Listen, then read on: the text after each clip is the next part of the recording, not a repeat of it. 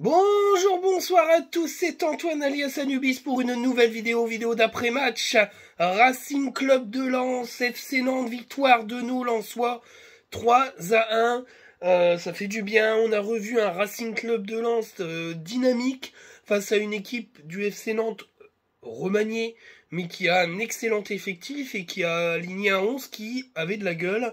C'est une belle victoire qui nous relance et qui met fin à une période de disette qui commençait à être un petit peu frustrante, même si c'était pas non plus alarmant. Le FC dépressif en PLS. On va commencer par le 11 de départ avec Brice Samba dans les buts. Le trio légendaire, Danso, Gradit, Medina. Un milieu de terrain que tout le monde suivait, voulait observer, qui se savait attendu, Abdoul Samed, Seko Fofana. À droite, le retour de Frankowski. À gauche, Machado, qui tient son couloir gauche depuis un petit moment déjà. Et un trio offensif qui est remis en route, qui avait joué déjà contre Lyon après la défaite 2-1, c'est-à-dire Thomasson, Fujini et Sotoka en pointe. Alors, ce que j'ai pensé du 11 de départ, c'est que je suis clairement pas fan de Sotoka en 9 parce que pour moi c'est pas vraiment un attaquant, c'est plutôt un milieu de terrain offensif. Mais bon, c'est un des premiers qui est coché dans le 11 de départ par Francaise, c'est logique. Faut clairement dire que il est en manque total de confiance devant les buts. Qu'il a pas marqué depuis 1 million d'années et que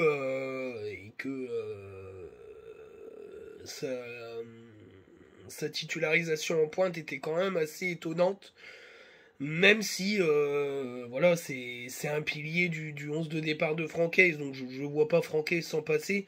Maintenant, je m'attendais à un retour d'Openda, pour être franc, mais bon. Le 11 était classique avec un Machado qui commence à bien carburer et puis le reste semblait cohérent. Après le milieu de terrain, je pense que Francaise essaye quand même de relancer la machine avec un Seko Fofana qui était peut-être en manque de confiance mais qui devait se relancer. Et puis un Abdoul Samed un petit peu juste physiquement, je trouve, qui pêche un peu ces derniers temps et qui avait peut-être besoin aussi de se remettre en route, d'avoir confiance. Et puis le reste c'est du classique, la défense c'est la meilleure de France, Samba c'est un des meilleurs gardiens de Ligue 1. Tout me semble logique dans cette compo, à part devant, mais bon, je suis toujours pas fan du 3-4-2-1, mais c'est Ace le commander, donc on ferme sa gueule et puis on regarde. On va commencer par les notes. Je vais la prendre la note là. Oh, pardon. 7 à Brice Samba. Alors pourquoi 7? Parce que moi je trouve qu'il fait un bon match. Il peut rien sur le missile de Mollet, qui est un exceptionnel, qui est une frappe exceptionnelle pour lucarne rentrante. C'est un très bon joueur Mollet, c'est une très bonne recrue pour Nantes, qui a fait un très bon mercato d'hiver, je trouve. Et mis à part ça, je trouve qu'il a été bon dans ses relances. Il y a même une frappe de Corchia qui détourne super bien. Ce qu'il a eu à faire, il l'a très bien fait. En plus, c'était assez particulier pour lui, puisque Franck Raviot était dans les tribunes. Alors, je suis désolé, je parle un peu du nez, j'ai la voix éclatée, mais je sors d'un week-end grippal, là, je suis allé à Lens. J'étais éclaté, donc bon, désolé pour la qualité vocale, mais c'est encore l'hiver, je suis fragile. Donc, pour revenir à Brice Samba, c'était un peu particulier. Franck Raviot, l'entraîneur des gardiens de l'équipe de France, était là pour superviser en priorité, je pense, Alban Lafont, qui est pressenti pour être peut-être même numéro 1 dès les prochaines rencontres de l'équipe de France. Et puis aussi Brice Samba, qui est pressenti pour une place dans ce trio de gardiens, puisque les 2 gardiens principaux de l'équipe de France sont partis et que Macmenian est blessé. Je vais être franc, c'est pas pour être chauvin, mais je trouve que sur ce match-là, Brice Samba était meilleur dans la relance qu'Alban Lafont, qui a fait pas mal d'erreurs dans ses relances, même s'il a été assez décisif dans ses parades, même si on l'a un peu aidé avec des frappes, on va dire un peu trop sur lui. J'ai trouvé Brice Samba plus complet sur ce match-là. Maintenant, pour moi, Alban Lafont sera titulaire, parce que il attend depuis un certain moment, mais Brice Samba a des cartes à jouer et Et si Lens est la meilleure défense de Ligue 1, c'est pas pour rien. Donc je pense que ce gardien-là a des chances d'être dans le groupe des 23. Ça fera quand même un Lensois par an sélectionné. Ça serait quand même montrer la force de ce collectif et de ce club qui en l'espace de 3 ans, amène des internationaux en équipe de France. C'est quand même pas anodin. J'ai mis la même note à Danso, la note de 7. Moi, je trouve qu'il fait un bon match. Quelquefois, les tentatives de perceuse sont un peu maladroites, mais défensivement, il a été très solide. Même au niveau de ses passes, ça a été correct. C'est pas du grand Danso, mais c'est du bon Danso et c'est largement suffisant. Il n'y a pas besoin d'être merveilleux à chaque match. Prestation solide de notre défenseur autrichien. J'ai mis la note de 8 à Medina. Très bon match de Medina. Passeur décisif sur la magnifique frappe de Machado. Défensivement, il a été très bon. Il a fait très peu de fautes, je trouve. Les relances, c'est magnifique. Les perforations, le jeu en triangle avec Fulgini, Seko Fofana et Machado marche à merveille. Franchement, c'est un très bon match d'un des meilleurs défenseurs de Ligue 1. Et, de toute façon, on a les trois tip top de Ligue 1 presque. Hein, c'est clair et net. Mais en tout cas, voilà, c'est propre. Et puis, quand à la 80e minute, il est encore dans la surface pour tenter d'en mettre une, c'est vraiment du très haut niveau. Une des meilleures notes du match, 9 à Gradit. Excellent match de Gradit. Défensivement, excellent. Les perforations ont été très judicieuses, faites au bon moment. Il a très bien percuté. Il a très bien combiné avec Thomasson et Frankowski. On en reparlera hein, de cette connexion côté droit qui a été très bonne. Et il a été capable de donner d'excellents ballons aux offensifs. Lensois directement sans forcément passer par les centres de Frankowski qui a moins centré du coup, même s'il a pas mal centré. J'ai trouvé que Gradit avait pris les choses en main sur ce match. Il a été excellent. Moi, je vais vous donner un avis personnel. Après, ça reste mon avis. Moi, je pense que Gradit est trop sous-coté et qu'une sélection en bleu serait pas déconnant. Voilà. Moi, je trouve qu'il est dans la liste des meilleurs défenseurs français actuels. Quand je vois les prestations de Kipembe avec Paris. Après, Saliba est très bon. Merde. Jean-Claire Todibou est très bon aussi avec Nice. Ou Upamecano et comment il s'appelle, Konaté. Moi je suis désolé. C'est Konaté, hein, défenseur de Liverpool, qui a été plutôt bon à la Coupe du Monde, sont là aussi. Mais il déconne pas, il dénote pas dans ceux que je cite. Donc pour moi, il est pas si loin que ça de l'équipe de France, Jonathan Gradit. Mais il est extrêmement sous-coté et tant mieux, parce que c'est un pilier de l'équipe. Il est excellent. Excellent. Et franchement, c'est malheureux à dire parce qu'il a un certain âge. Mais pour moi, il est pas déconnant dans un groupe France. Franchement, je le dis. C'est pas parce qu'il est lensois, hein. C'est juste parce qu'il est très bon. C'est mon avis. Après, certains sont peut-être pas d'accord avec moi, vous le direz dans les commentaires. Hein. Je me suis peut-être enflammé, hein, j'en sais rien, mais bon. J'ai mis la note de 7 à Frankowski. Fait un bon match, Frankowski. Défensivement, il a été bon. Il a peut-être pas non plus tout le temps centré, mais j'ai trouvé que ses centres avaient été de meilleure facture. C'est pas lui qui a tiré les coups de pied arrêtés, et puis c'est bien. Parce que c'est pas terrible, on le sait. Mais en tout cas, c'était plutôt intéressant.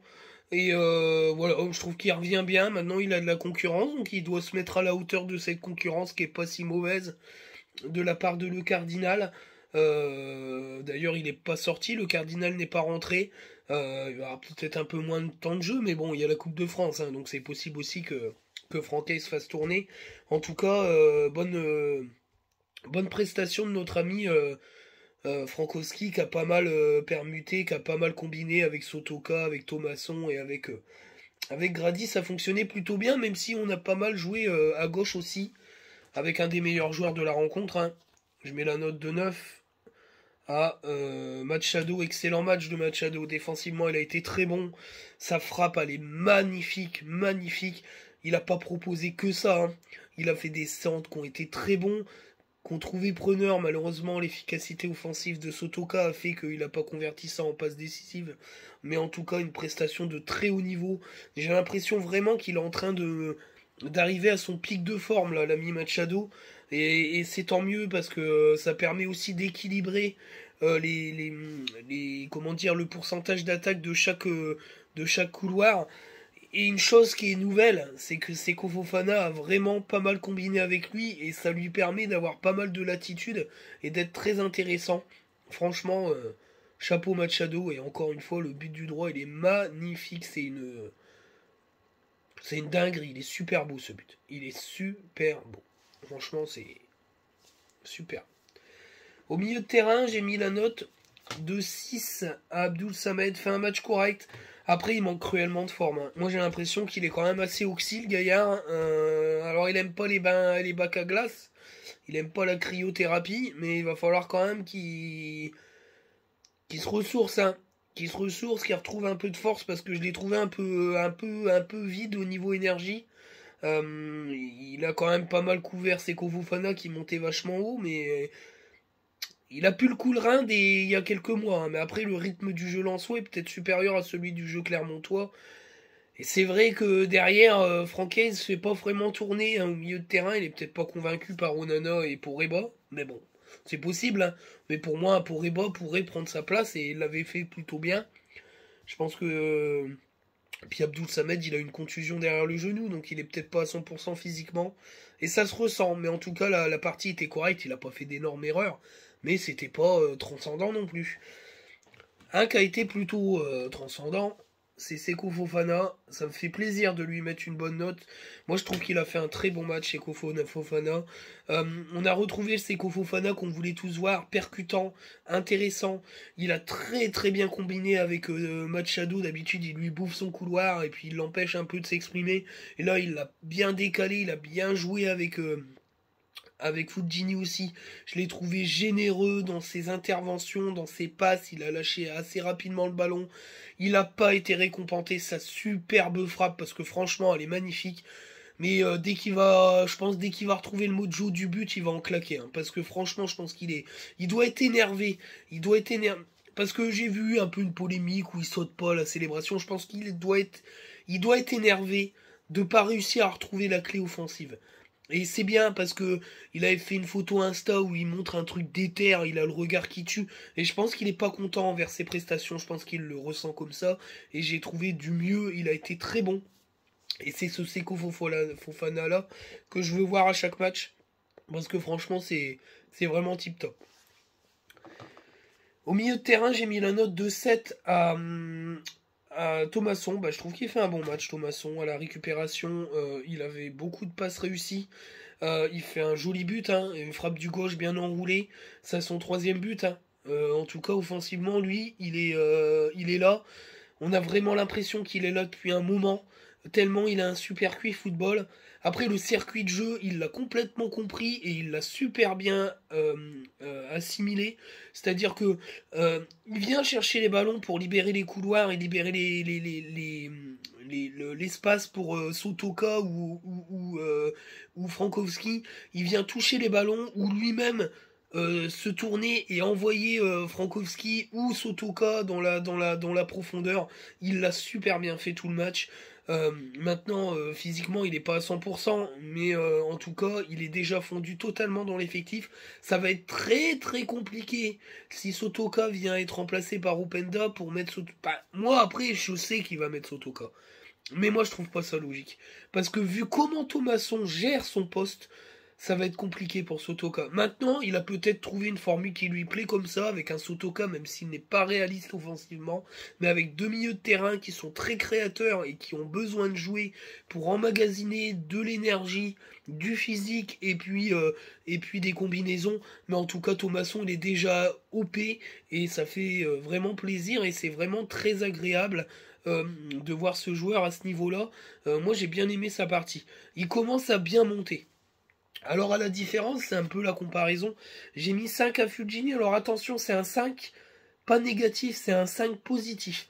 Le match est moyen parce qu'il ne fait pas une super première mi-temps. Même si il a quand même fait les choses un peu à la Thomasson, mais avec peut-être un peu moins de spontanéité. Il n'est pas récompensé d'une superbe frappe enroulée, hein, avec un peu plus de physique, je pense qu'il a mis. Il y a même une frappe où il frappe un peu arrêté. Je pense qu'avec un peu plus de match dans les pattes, il arrive à se la placer et puis à me frapper mieux que ça. La différence entre Thomasson et Fujini, c'est clairement un niveau physique. Thomasson a quand même beaucoup plus joué que Fujini sur les 6 derniers mois. Fujini a très peu joué, quelques minutes par match avec Mayence, ça n'a pas collé. Bon, bah, c'est comme ça. Et il y a un gap physique entre les deux joueurs. Il faut attendre Fujini qui reprenne du temps. De toute façon, Franck Hayes l'a dit, hein, ça va prendre un moment. Mais en tout cas, ce qu'il est capable de faire quand il monte crescendo, parce que juste avant qu'il sorte, bah, j'ai trouvé qu'il avait été très bon et qu'il commençait à faire des choses intéressantes. Donc je pense qu'il va monter en gamme physiquement, et c'est pour ça aussi que Franck Hayes le fait jouer. Maintenant, c'est pas encore efficace, mais il a déjà marqué un but, et moi je pense que il faut lui laisser du temps, mais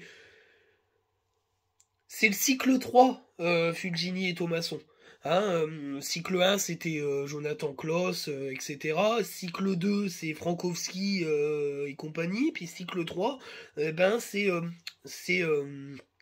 le Cardinal, Thomasson, et puis Fulgini. Alors, il y a aussi eu, dans ce cycle 3 pour Reba, etc., qui sont arrivés, au Luis Openda. Il faut laisser le temps de l'équipe parce qu'il y a pas mal de mouvements, l'équipe est fortement renouvelée, et il y a plusieurs cycles voilà, il y a plusieurs cycles en cours, mais en tout cas, moi je trouve que ces deux joueurs-là, avec pas mal de matchs dans les pattes, vont pas faire perdre le niveau de l'équipe qui était avant. Et ça, c'est très très positif. Moi, j'ai hâte de voir Fujini à 100%, il va faire très mal. Parce qu'il a l'air de se plaire, hein. Sur la superbe frappe de, euh, de Machado, on sent sa joie, il serre les poings, il est excité, il en veut. Faut lui laisser le temps. Faut lui laisser le temps. 4 à Sotoka, je peux pas mettre plus. J'ai revu le match, ça m'a plu le match, hein. Je peux pas mettre plus. Pourquoi je peux pas mettre plus? Parce que il est sur deux des buts. Et sur la dernière occasion, sur le but contre son camp, il fait un sprint de 80 mètres pour se proposer et ça permet aussi de créer le danger et l'incertitude qui fait faire l'erreur au défenseur, je suis d'accord. Mais sur ces trois occasions, il doit en mettre au moins une. Et ça, c'est important. Parce que t'es à 2-1. Normalement, t'es déjà à 3-1. C'est pas normal. Il doit en mettre une sur les trois. Et il manque beaucoup de confiance. Je pense que le Sotoka de début de saison en colle 2. Moi, j'en suis certain. Il en colle 2. Aujourd'hui, il est dans une crise de confiance devant le but. Est-ce que c'est vraiment lui rendre service de le coller en numéro 9? Pas certain. Mais, comme je l'ai dit, El Padre, c'est Hayes. Donc on ferme sa gueule, on dit rien. Mais, je suis pas fanat. Je suis pas fanat, mais après, voilà, il est coché directement dans le 11, c'est tout, c'est un pilier de l'équipe. Mais c'est compliqué. C'est compliqué et ça va l'être de plus en plus pour lui. Si Buxa revient, il Buxa claque, hein, parce qu'à un moment donné, Francaise, il va aussi choisir l'efficacité offensive. Et si dans les attaquants présents, il y en a un qui claque, les autres vont prendre, hein, c'est sûr, ça c'est normal. Les remplaçants. Alors, les remplaçants, j'ai mis la note de 7 à Idara. Bah, je trouve qu'il fait une bonne entrée à Idara. Il aurait pu être victime d'un penalty, hein, c'est même sûr. On en reviendra après sur l'arbitrage. Je trouve qu'il fait une bonne entrée. Il a été très intéressant. Il s'est déployé. Il a apporté des solutions offensives. Comme d'habitude, hein, c'est du bon niveau. Luis Openda, bah c'est pareil, moi j'ai mis 8, hein. Moi je trouve qu'il fait une très bonne entrée, Luis Openda. Il a apporté de la profondeur. Sur le but, bah il fait le bon choix. Au mieux de faire n'importe quoi, il fait une belle passe en retrait. De toute façon, s'il tacle pas, il y a du monde pour reprendre, il y a but, hein. Donc, enfin, il y a but. Il y a gros danger. Il la met très bien, je trouve, en plus.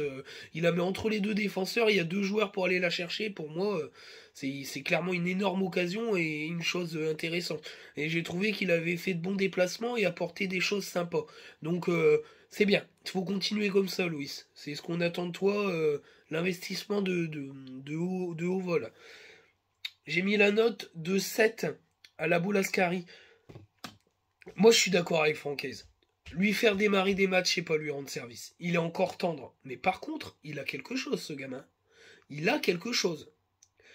Parce que quand il fait son slalom le long de la ligne de touche, enfin la ligne de sortie de but, avec sa vivacité, franchement, il a vraiment une aisance technique.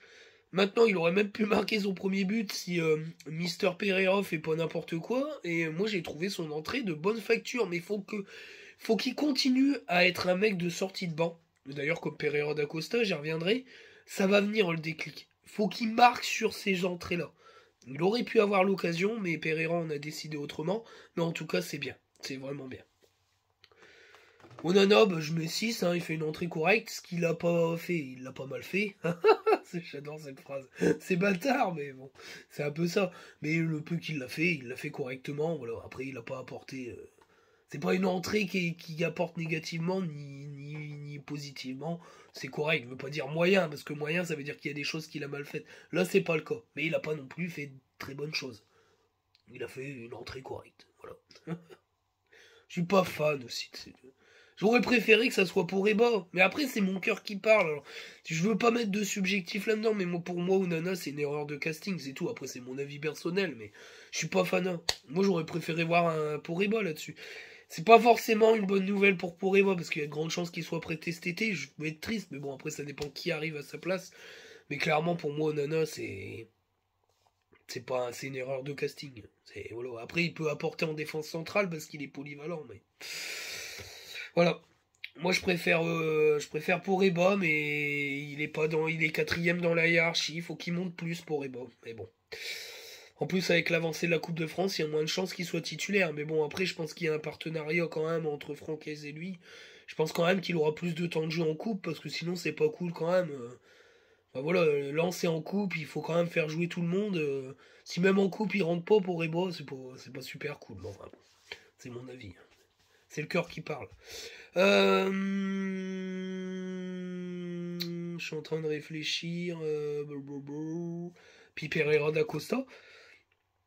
Je mettrais bonne entrée, mais j'ai hésité à mettre 7, hein, parce que franchement, l'occasion qui bouffe à la Bolascari, j'étais pas très content. Hein. S'il lui met, il y a but. Hein. Et puis il aurait mis un premier but à Bollard pour un gamin, c'est quand même exceptionnel. Alors j'étais pas très content, mais bon, ça n'enlève rien, la très bonne entrée qu'il fait. Moi je le trouve très bon en sortie de banc, Pereira da Costa. Moi je trouve que c'est très bien comme ça, il a apporté de la vivacité, de la technique, du dribble. Le problème c'est que ces choses-là, bah, il les apporte pas quand il démarre titulaire. Peut-être trop de pression pour avoir les clés du camion. Et bah c'est tout, faut le remettre sur le banc et te faire rentrer. Moi je trouve que c'est très propre comme ça. Et moi j'ai beaucoup aimé. Bah Francaise... moi, je mets la note de 8. Hein. Moi, je trouve qu'il a fait un très bon match tactiquement, puisqu'il a gagné.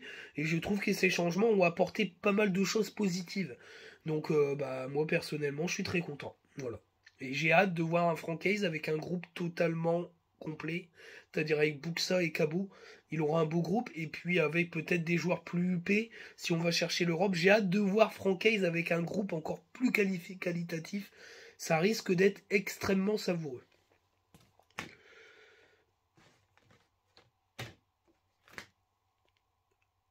Gaillust. Oh, j'ai pas compris les notes de l'équipe. Hein. Comment on peut mettre 7 à un arbitre qui a pas sifflé de pénaux? J'ai rien compris. Moi, je suis désolé. C'est un mauvais match. Quand tu siffles pas des pénaux, c'est un mauvais match. Parce que je suis... Alors, je vais pas être d'accord avec tout le monde. Pour moi, le tacle de El Jam, il est pas sanctionnable. Parce qu'il est le premier sur le ballon. Alors, il emporte tout.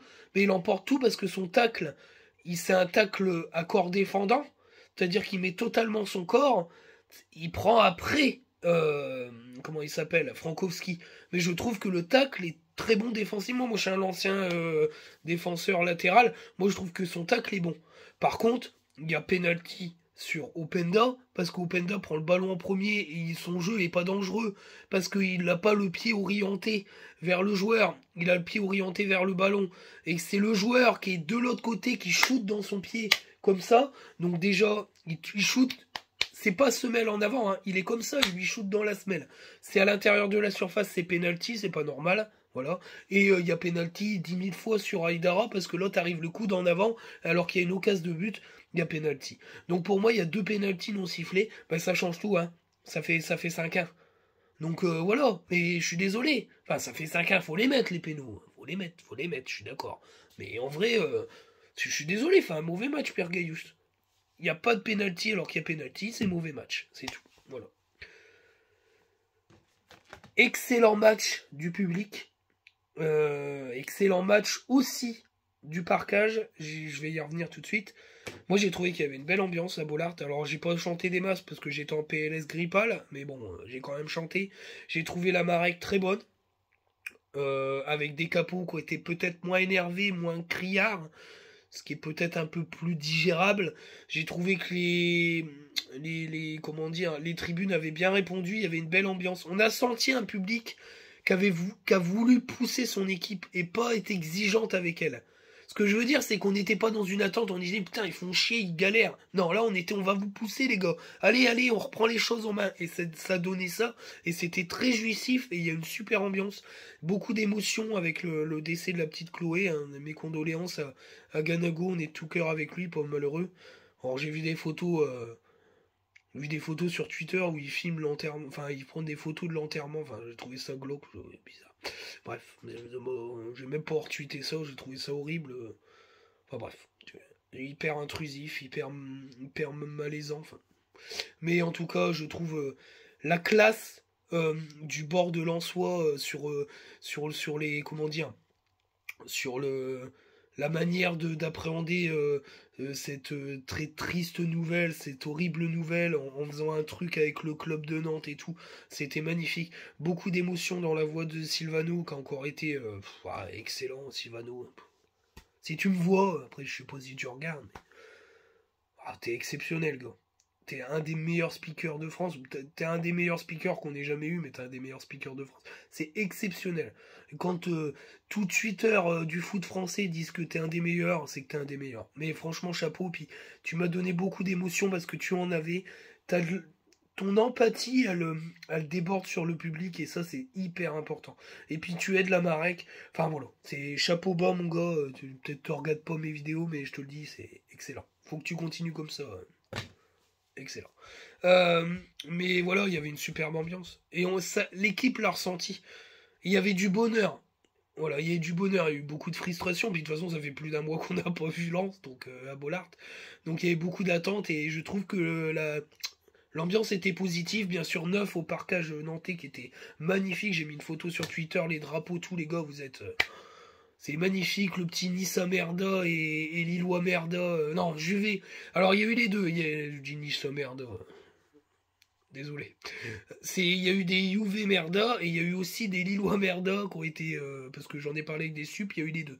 C'était magnifique. Hein. Il y a eu des rires et puis des applaudissements parce que c'était assez cocasse. Bon, ils vont pas se faire des copains chez les néo-nazis, mais ça va le faire quand même. Mais on est tous derrière vous. Hein. Pour le match de la Juve, on espère que vous allez vous qualifier. Moi, je trouve que Nantes a un excellent effectif. Parce que j'ai trouvé cette équipe, et d'ailleurs, je mets la note de 7. Moi, je l'ai trouvé bonne, cette équipe. Hein. Ils prennent 3-1, bon, bah, voilà. Mais ça a de la gueule. Hein. Ça a de la gueule. Alors, ça a foiré le début de saison. Mais je pense que peut-être bien renforcé. Alors après, je sais bien que Kita n'est pas aimé là-bas, mais bon. Apparemment, le fils a l'air de mieux gérer que le père. Mais c'est une équipe qui pourrait, sur les prochaines saisons, avec un mercato tout aussi intelligent et un Comboiré à qui on a donné les clés du camion, et qui est pour moi un excellent coach, même si il faisait pas forcément toujours l'unanimité à Lens, mais je trouve qu'il a mis Lens sur de bons rails. C'est une équipe qui comptera, hein, s'il continue comme ça. Parce que quand tu prends Delors, Mollet et compagnie, c'est pas dégueu. Hein. C'est pas dégueu. Bon, Ludo Blas va sûrement partir, parce que c'est un crack complet, mais c'est vrai que c'est une belle équipe et ils ont un bel effectif. Donc c'est une victoire très importante. On va passer au débriefing, c'est long cette vidéo, mais ça fait plaisir quand il y a des bonnes choses comme ça, on prend son temps. Alors le débriefing, c'est que j'ai trouvé mon lance de retour. La première mi-temps, elle a été très rythmée, avec des Nantais qui ont tenu dragée haute et qui ont donné du répondant. Et ça, c'était très intéressant. Je pensais qu'on allait voir un double bus nantais, franchement, je l'ai dit sur Twitter, et non. J'ai trouvé une équipe qui avait du répondant, qui a bien joué, qui a eu des bonnes phases. Après, quand t'as Mollet au milieu de terrain, t'es obligé de bien jouer. Hein. C'est un excellent joueur, moi je l'aime beaucoup, Mollet. Je trouvais qu'à Montpellier, c'était un des meilleurs joueurs de l'équipe, et là, il a fait des bonnes choses. Bon, après... Il y a quelques Français qui vont en Allemagne qui réussissent pas. Ils réussissent pas tous quand même, hein. Mais ça, c'est comme ça. Mais tant mieux, on les récupère après. Mais, euh, mais franchement, c'était très rythmé. C'était un beau match. C'était un beau match. À un moment donné, on a perdu le fil du jeu. J'ai trouvé. Et du coup, on sent que psychologiquement c'est dur parce qu'à un moment donné, Nantes reprend un peu à un temps fort. Et j'ai retrouvé un petit peu de la panique et du stress. Et puis tout d'un coup, en l'espace de 10 minutes, on les a nicked avec un but magnifique de Machado. Enfin, franchement, c'est un banger, hein. Ah, le missile. Ah, on a tous. Il y a eu un silence et une explosion. Enfin, c'est. Ils sont mauvais pieds, hein. Ça fait le deuxième qui met, hein, magnifique, hein. Bah, hein. Lui, il me régale. Mais j'ai toujours cru en lui, hein. J'ai été un des rares, il en a pris plein la gueule, hein. Mais moi, j'étais persuadé que c'était la recrue idéale. Ce mec à Toulouse était très bon. Et moi, je trouve que c'est un super recrue. Et derrière, Thomasson qui enchaîne. Alors, Joao Victor, il est pas terrible en défense à Nantes, hein, mais en tout cas, on claque 2 buts. Bon, derrière, on se déconcentre un peu, puis Mollet, il fait un banger aussi. Ça fait 2-1. Je me dis, bon, faut que la deuxième mi-temps, on tape, hein. Je disais à mon voisin, putain, ça c'est un match, si on fait match nul, on va se manger les couilles. Alors il rigolait, mais il me dit, oui, c'est vrai en plus. Mais ça aurait été immérité en même temps, parce que la première mi-temps est très belle, on a retrouvé du beau lance. Et, euh, et en deuxième, un petit peu plus dur. Et puis les changements de Francaise ont relancé la dynamique complète du match. Et on met le troisième qui nous libère. On aurait pu en marquer 2 de plus, puisqu'il y avait 2 pénaux non sifflés. Et pour moi, c'était une victoire ample, qu'aurait été méritée. Parce qu'on a montré du beau jeu. Maintenant, bah, c'est comme ça, hein. On peut pas toujours être bien arbitré, puisqu'on l'est rarement bien arbitré en France. Mais ah, compliqué, hein. Compliqué quand je vois l'arbitrage de d'Europa League, Nantes-Juve, bah c'est ça qu'on veut comme arbitrage. Pignero, il a été super bon. Ça, c'est un vrai arbitre de foot. La VAR, elle a servi. Il a regardé la VAR et dit non, non, hop, il s'est appuyé, voilà, c'est mort, il n'y a pas penalty. En Ligue 1, je suis sûr qu'il y a péno. Voilà, parce que c'est mal géré. Parce que le gars de la VAR, il va dire oh, moi, oh, oh, rien du tout, ma couille, moi je me bouille pas, hein. Donc voilà. Mais c'est pour ça aussi qu'on voit moins de cartes rouges. Au début de la saison, bla bla bla bla, à chaque contact, le Marseille, l'autre Rongier ou c'est Vertou, il lui éclate la cheville, il a rien du tout, c'est la teuf. Enfin, je veux dire, l'arbitrage français, il est incohérent du début à la fin de la saison. Alors, je veux te dire, comment il s'appelle, Gauthier, là, il va falloir qu'il bouge son cul, hein, parce que il y a beaucoup de choses à faire, hein. Il y a beaucoup de choses à faire. Je suis désolé pour la lumière, mais c'est le printemps avec le soleil d'hiver, là. Là, je me comprends.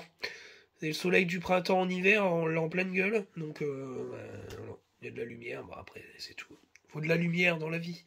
Euh, mais, euh, mais voilà, c'est une victoire méritée, un retour du beau jeu. Alors, la conclusion, c'est qu'on a aujourd'hui 49 points. On est à 3 points, 3 points de Marseille, je crois, si je dis pas de conneries. Et 4 points de Monaco. Non? Oh, je sais plus. Non. Monaco était à combien? Non, on est à 1 point de Monaco, 3 points de Marseille. C'est ça, Monaco, ils ont 50, c'est ça? Et Marseille, ils ont 52. Et nous, 49. Lille a perdu, donc on a remis 8 points d'écart à Lille. Rennes a gagné, ils sont toujours dans la course, d'ailleurs ils ont repris la 5e place. Vous me dites si je me suis trompé, hein, mais je crois que c'est ça, hein. Je fais toujours un peu à l'arrache, je me prépare pas toujours bien, hein. Mais je crois que c'est ça, hein. Marseille 52 et Monaco 50 ou 51.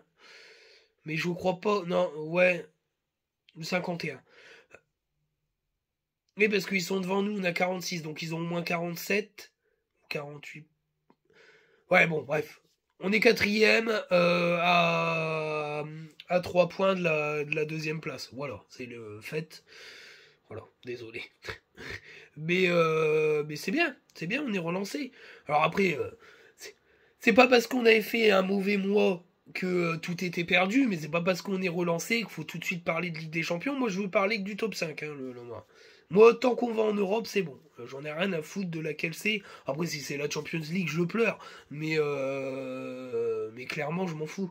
Mais c'est bien. Voilà, on est là, on n'a pas lâché, on relance la machine. Après, c'était une période de merde parce qu'on faisait que des matchs à l'extérieur et c'est très compliqué. Puis on n'était pas trop dedans physiquement. Euh, Et voilà, on va relancer la machine. Alors la projection, c'est bien sûr Montpellier qui a été gagné. Difficilement 1-0 sur un but à l'arrache de Cazerie. TJ Savanier, bah, il va prendre des matchs, hein, puisqu'il a pris un carton rouge. Il ne sera pas là, je pense, pour nous. Ce qui est une très très très bonne nouvelle, parce que c'est franchement le pilier de cette équipe. Maintenant, bah, il va falloir continuer. Maintenant, ça nous permet d'avoir un petit joker. Ce qui veut dire qu'on peut tout donner à l'extérieur, puisqu'on a 8 points d'avance sur le 6ème. Et voilà, moi je pense qu'il faut aller à Montpellier avec des ambitions, du beau jeu, et essayer de bouger une équipe qui lutte pour sa survie, qui va devoir gagner des matchs pour se sauver. Donc je pense que Montpellier va pas fermer le jeu, va peut-être essayer de venir nous chercher, et on aime ça. Donc on espère que on continuera sur notre lancée et qu'une série va se faire. Alors, la petite parenthèse, c'est sur les blessés, avec des retours qui sont... Enfin, avec des retours, hein, des infos qui sont quand même positifs. Buxa sera pas là avant début avril, mais il est sur le très très bon chemin. Alexis Claude Maurice et puis Wesley Saïd vont reprendre la course, l'un, le vélo l'autre. Jimmy Cabot, bah, il est en phase de réathlétisation, donc c'est plutôt bien. Il n'a pas parlé de Farines, je crois. C'est un peu plus long. Mais c'est des bonnes choses. Donc voilà, avril, B. Buxa reviendrait pour les 2 derniers mois de compétition, on va pas cracher dessus. Hein. Après, il faut voir la remise en forme du joueur.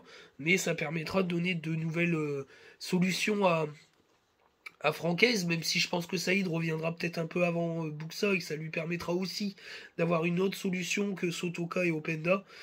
Et Rémi Labolascari, mais bon, il a dit qu'il commencerait pas les matchs, donc c'est une sortie de banc, Labolascari. Mais en tout cas, voilà, c'est plutôt des bonnes nouvelles.